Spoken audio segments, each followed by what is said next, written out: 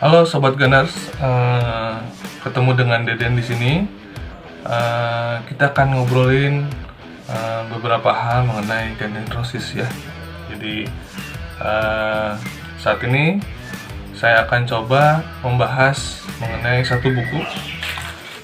Ini bukunya. Ini buku judulnya Reckless Road.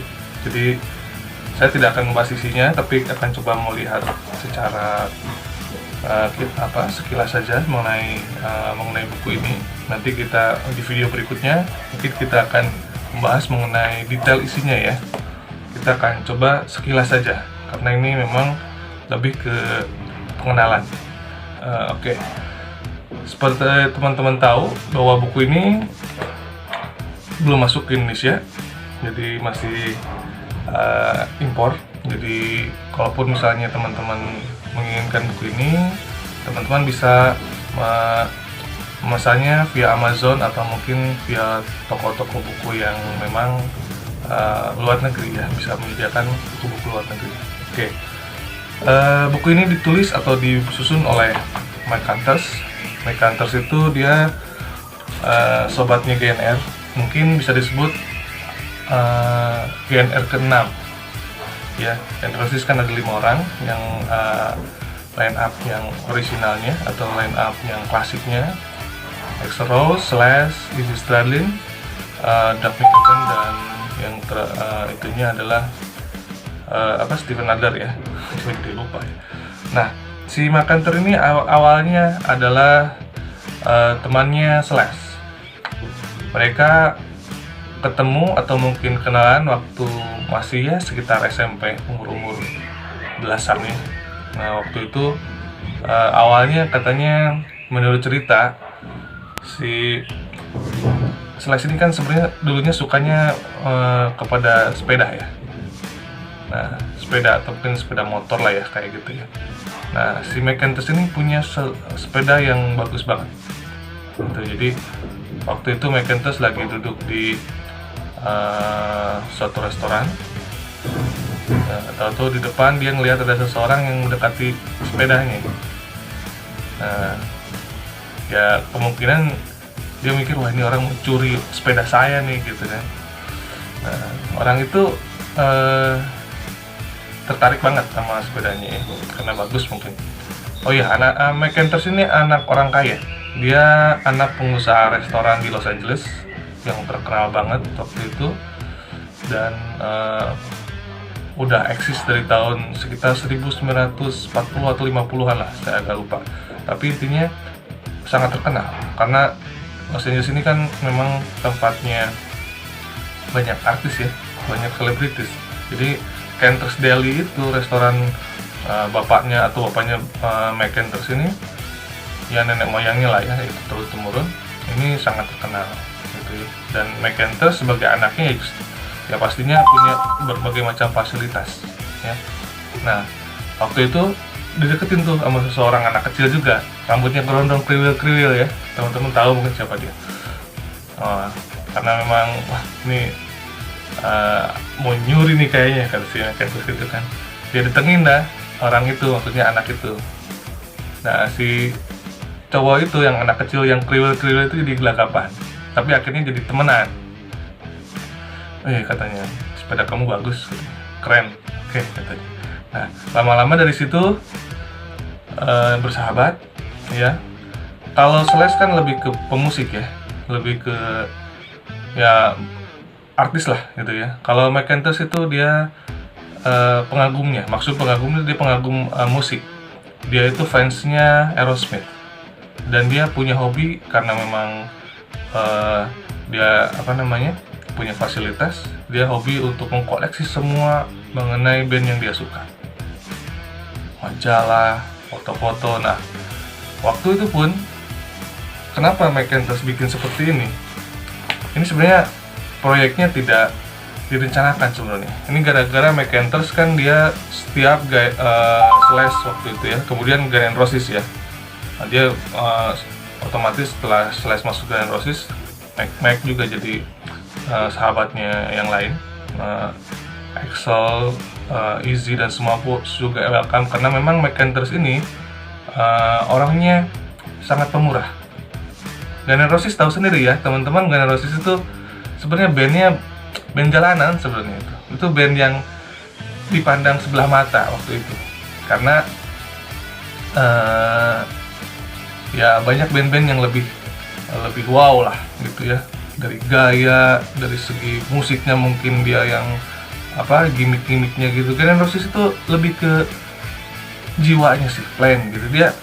Dia nggak aneh-aneh sebenarnya. Orang-orangnya itu orang-orang, bahkan kalau seperti Exile, Izzy itu orang-orang dalam tanda kutip kampung gitu, orang kampung mereka dari Lafayette sana yang pesisir jauh lah gitu. Kalau Los Angeles kan kota besar ya, nah, banyak pemusik-pemusik yang memang datang ke sana, ke Los Angeles itu. Nah, Guns N' Roses terbentuk karena itu evolusi berbagai macam, dia masuk keluar masuk gitu, seperti tahu sendirilah. Kalau misalnya saya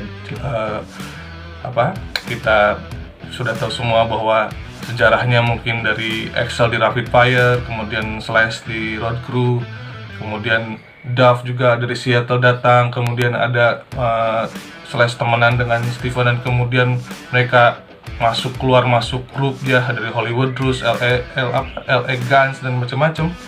Itu sebenarnya itu semua band di LA waktu itu seperti itu. Mereka masuk keluar ya seperti buka baju aja, intinya ketika memang sudah cocok mereka mungkin stay, tapi kalau misalnya masih belum cocok, walaupun keluar masuk ya seperti itu.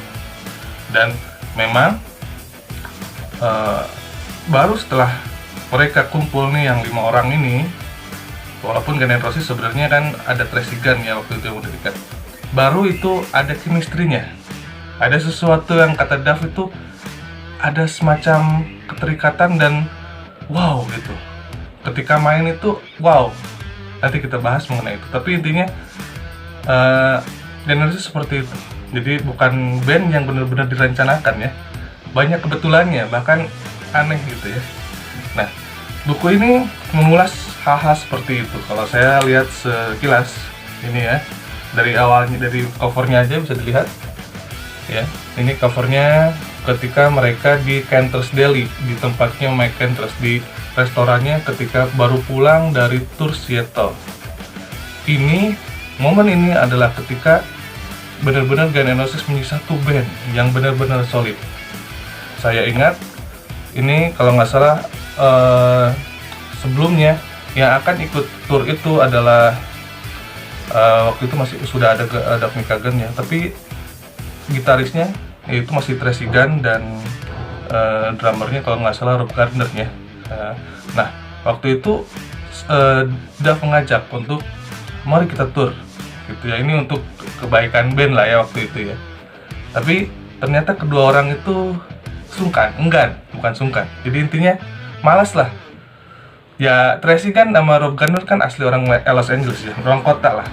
Mereka tidak mau ada kesulitan. Nah kalau seperti yang lainnya kan mereka nothing tulus ya. Mereka itu ibaratnya hidupnya menderita banget. Waktu kalau kita cerita nanti mengenai kehidupan Guns N' Roses awal-awal yang ada juga di buku ini, itu luar biasa dan tanda kutip mengerikan. Mereka makan khas dari hari ke hari, kerjanya serabutan dan macam-macam. Oke, nah itu adalah salah satu isi dari buku ini ya. Kemudian secara detail nanti kita akan bahas, tapi yang saya menarik dari buku ini adalah begitu lengkapnya Mike Canters meng-capture segala macam momen dari awal Guns N' Roses terbentuk sampai terbentuk rekaman yang atau recording atau kaset yang benar-benar kita sukai ini sekarang nih. Appetite for Destruction itu adalah, kalau kata saya sih, itu rekaman yang paling luar biasa yang pernah ada ya.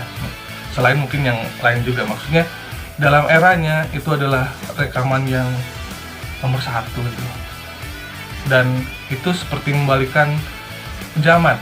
Jadi zaman tahun 80-an kan tahu sendiri itu dikuasai oleh glam rock ya, glam rock yang seperti Poison, Motley Crue atau mungkin grup-grup lain yang rambutnya gede-gede, ya pakai spray gitu. Kemudian pakai bajunya kayak perempuan, pakai itu, terus lagu-lagunya yang keren sih.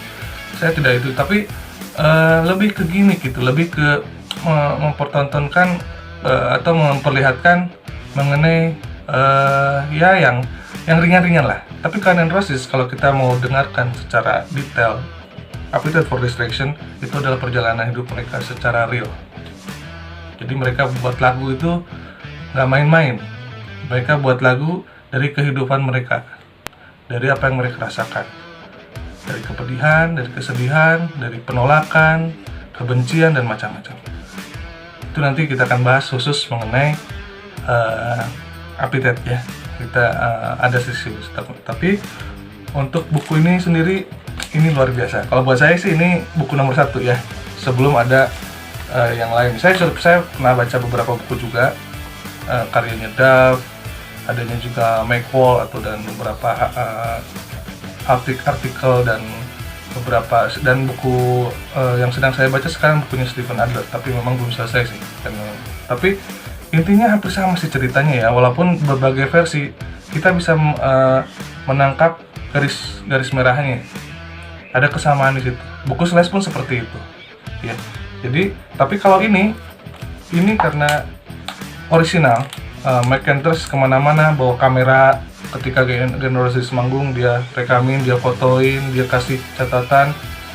Jadi ketika terbentuk buku ini adalah dokumentasi yang memang belum ada untuk band-band yang lain, maksudnya selengkap ini gitu ya. Maka berbahagialah bagi fans Guns N' Roses yang benar-benar suka gitu ya. Buku ini sebenarnya seperti kita punya Guns N' Roses sendiri. Ketika kita pingin tahu sesuatu zaman-zaman mereka terbentuk, saya bisa lihat di sini sejarahnya. Saya bisa lihat foto-foto mereka waktu zaman culun-culun ada di sini. Zaman Slash masih pakai Fender ada di sini. Ada di sini juga ada temennya waktu di Road Crew. Ini kayak begini nih. Ini sketsa ya. Ya. Kemudian Excel zaman masih unyu-unyu. Semua ada di sini.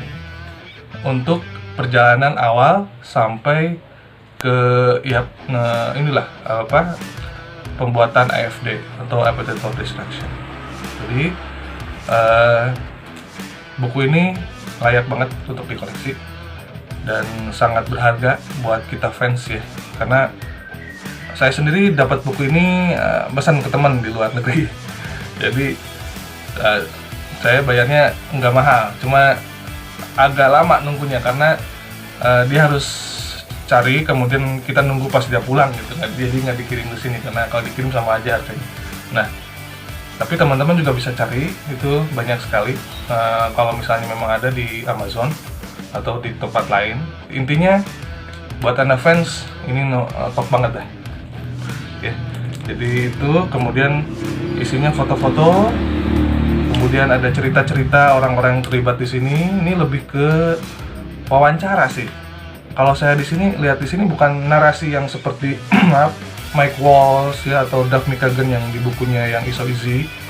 Tapi kalau Reckless Road itu lebih ke wawancara. Ada narasi sedikit, wawancara, foto. Kemudian ada narasi ketika konser gitu ya. Kata-kata Slash, kata-kata Extra, kata-kata Easy atau siapa di situ. Kemudian ada interview lagi gitu ya, kata-kata. Jadi ini lebih ke interview lah. Tapi isinya luar biasa, menggambarkan semuanya dari orang-orang yang memang terlibat dengan Guns N' Roses. Luar biasa. Jadi itu saja mungkin dari saya. Sampai ketemu lagi dengan pembahasan yang lain, dan mungkin di pembahasan lain kita akan coba mereview isi bukunya ya, tidak hanya luarnya saja. Oke. Makasih Sobat Gunner, sampai ketemu lagi.